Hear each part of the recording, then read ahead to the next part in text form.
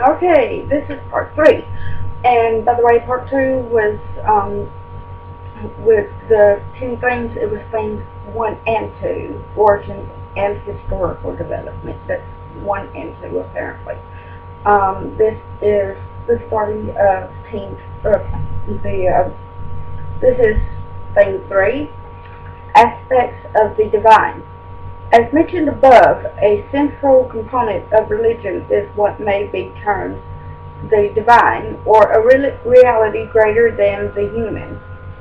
How this reality is defined is the subject of the book's third theme, aspects of the divine. Is the reality one or many? Is it personal or impersonal? Is it without or within, far or near, conceited or immanent?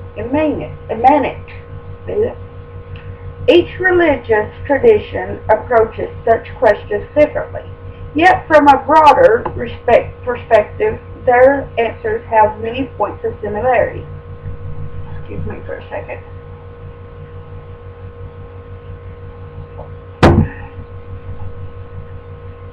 One question of whether the reality is one or many, the distinction between monotheism and polytheism can be more theoretical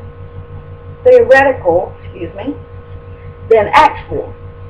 In Hinduism, for example, a very large number of gods and goddesses are the focus of religious practice. Yet in one sense they are understood as manifestations of and approaches to a single underlying divine reality. Christianity's central doctrine of the Trinity, the Godhead existing in three persons, a mysterious, but for Christians do not compromise the essential monotheism of the faith. Even the monotheism traditions engage in a kind of functional polytheism, at least on a popular level, with rows and power. Sorry, I had to pop my elbow. My elbow was hurting. Where was I at least on a popular level, with prominent roles and powers attributed to a range of saints and demons. A prime example is Mary, the mother of Jesus, who for many Christians has supplied a missing feminine element within the essentially patriarchal, I don't think I said that right, monotheism. Moreover, in Christianity and Islam, and to some extent in Judaism, there is a continuing struggle for supremacy between God and the powers of evil. Theme number 4, sacred texts. One of the ways in which the divine is made accessible to humans is through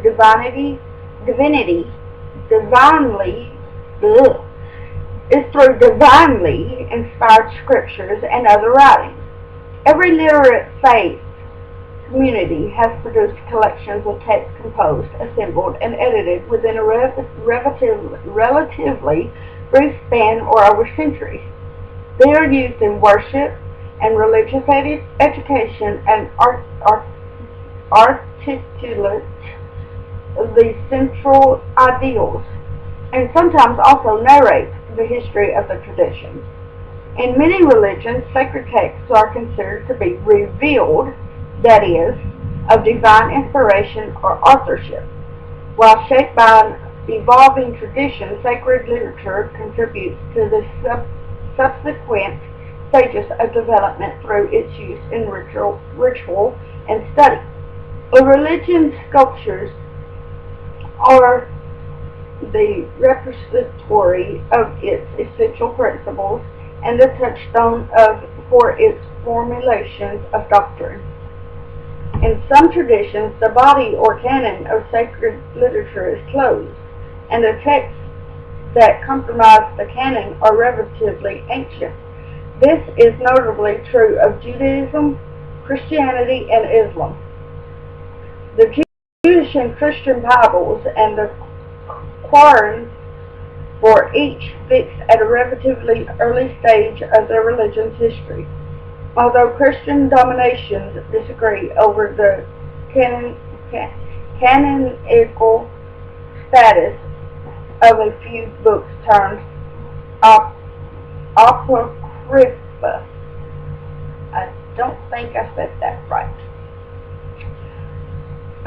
However, three monotheistic faiths also acknowledge other, sometimes equally ancient texts as being of special religious significance, while not of divine origin. In other traditions, the canon is more open, incorporating texts from late periods and sometimes oral compositions.